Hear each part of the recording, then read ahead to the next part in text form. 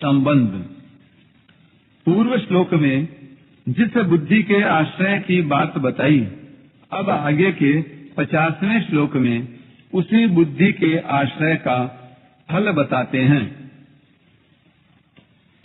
बुद्धियुक्तो जहातीह उभे सुकृत दुष्कृते तस्माद् योगाय युज्यस्व योगः कर्मसु कौशलम्।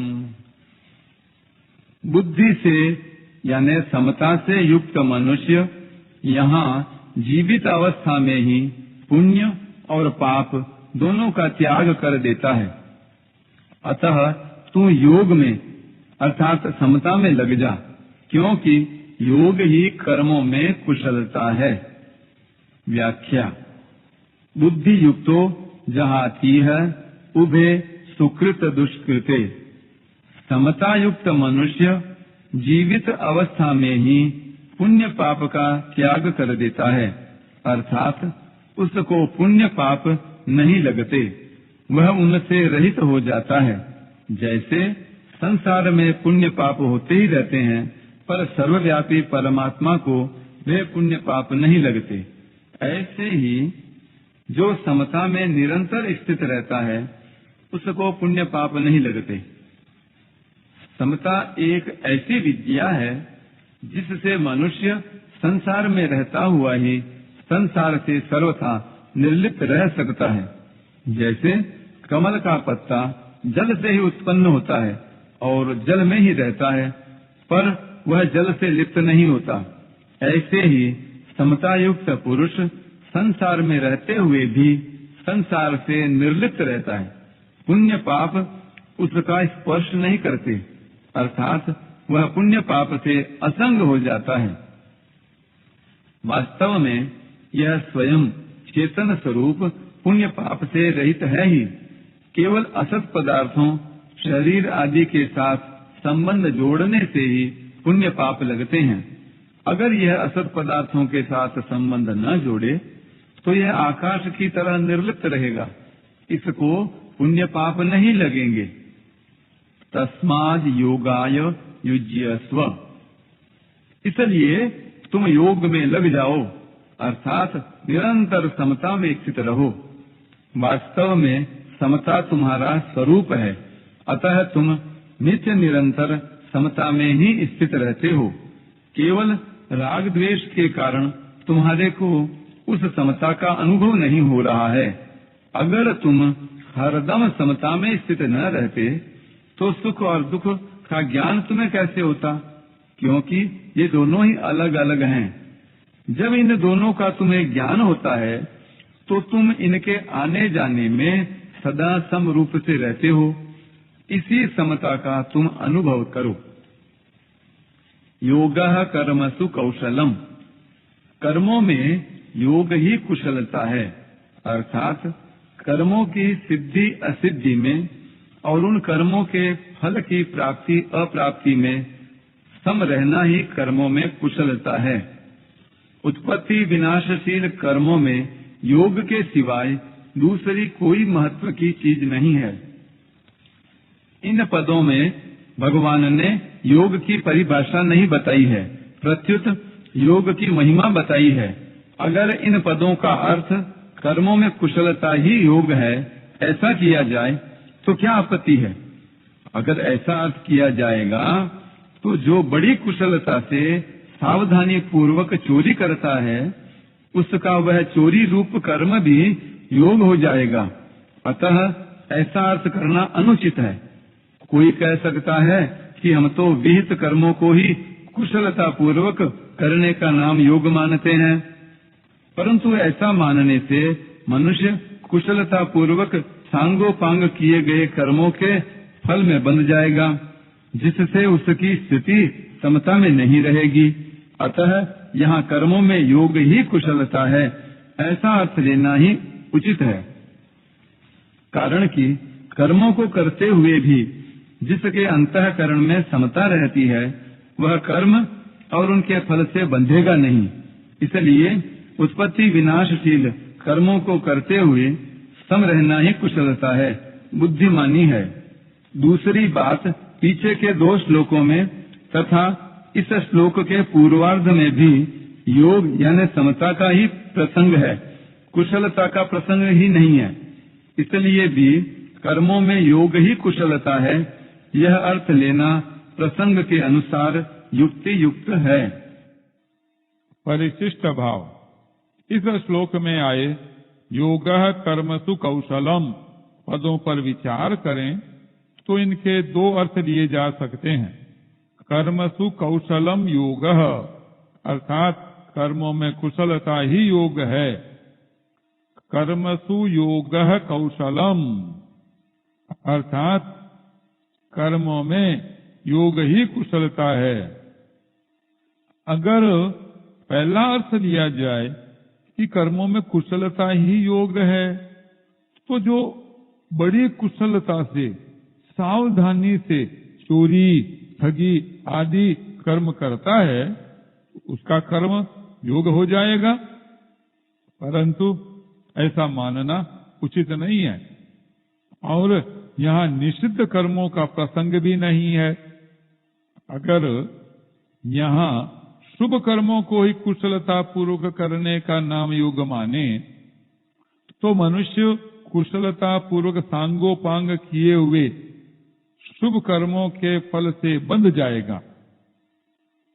फले सक्तो निबध्यते, अतः उसकी स्थिति समता में नहीं रहेगी और उसके दुखों का नाश नहीं होगा। शास्त्र में आया है कर्मणा बध्यते जंतु, अर्थात कर्मों से मनुष्य बंध जाता है।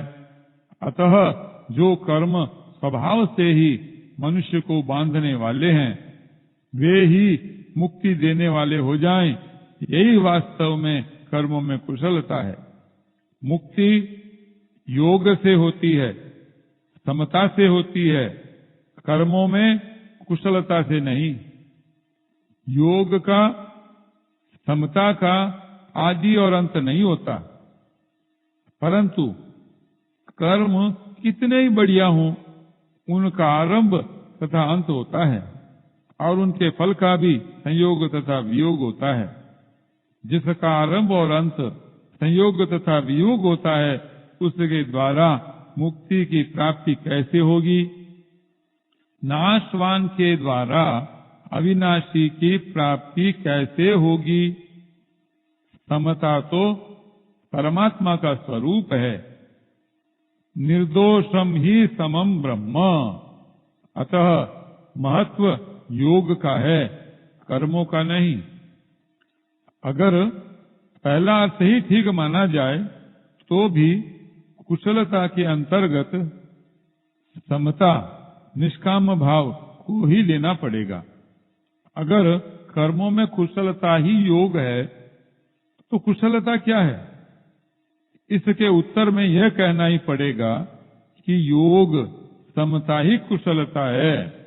ऐसी स्थिति में कर्मों में योग ही कुशलता है, ऐसा सीधा क्यों न ले लिया जाए?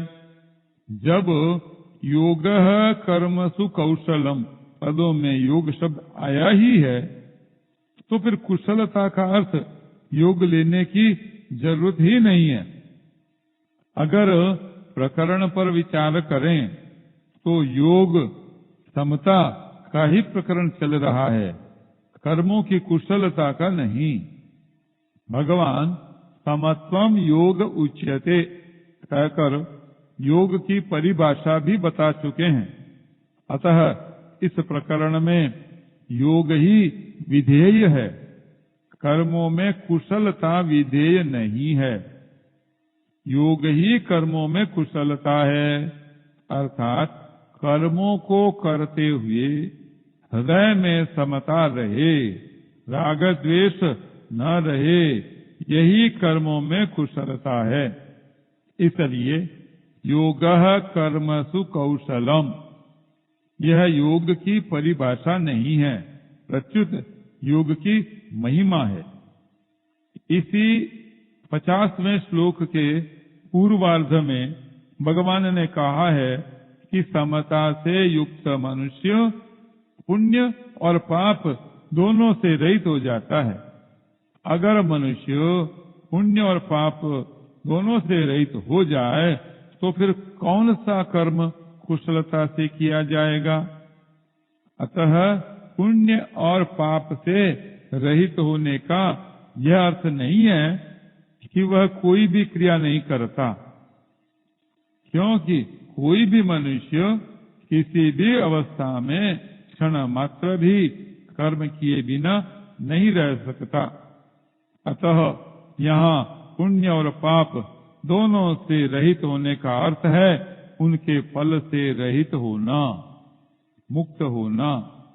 आगे 51वें श्लोक में भी भगवान ने फलं त्यक्त्वा पदों से फल के त्याग की बात कही है। गीता में कुशल शब्द का प्रयोग 18वें अध्याय के 10वें श्लोक में भी हुआ है। वहाँ अकुशल कर्म के अंतर्गत सकाम भाव से किए जाने वाले और शास्त्र निषिद्ध कर्म आए हैं तथा कुशल कर्म के अंतर्गत निष्काम भाव से किए जाने वाले शास्त्र विहित कर्म आए हैं। अकुशल और कुशल कर्मों का तो आदि अंत होता है, पर योग का आदि अंत नहीं होता। बांधने वाले राग द्वेष हैं, कुशल अकुशल कर्म नहीं। अतः राग पूर्वक किए गए कर्म कितने ही श्रेष्ठ क्यों न हो, वे बांधने वाले हैं ही, क्योंकि उन कर्मों से ब्रह्मलोक की प्राप्ति भी हो जाए तो भी वहां से लौटकर पीछे आना पड़ता है। इसलिए जो मनुष्य अकुशल कर्म का त्याग द्वेष पूर्वक नहीं करता और कुशल कर्म का आचरण राग पूर्वक नहीं करता, वही वास्तव में त्यागी, बुद्धिमान, संदेह रहित और अपने स्वरूप में स्थित है। उपर्युक्त विवेचन से सिद्ध हुआ कि योगः कर्मसु कौशलम, पदों का अर्थ कर्मों में योग ही कुशलता है, ऐसा ही मानना चाहिए। भगवान भी योग में स्थित होकर कर्म करने की आज्ञा देते हैं। योगस्थः कुरु कर्माणि, तात्पर्य है कि कर्मों का महत्व नहीं है, प्रत्युत योग का, समता का ही महत्व है। अतः कर्मों में योग ही कुशलता है।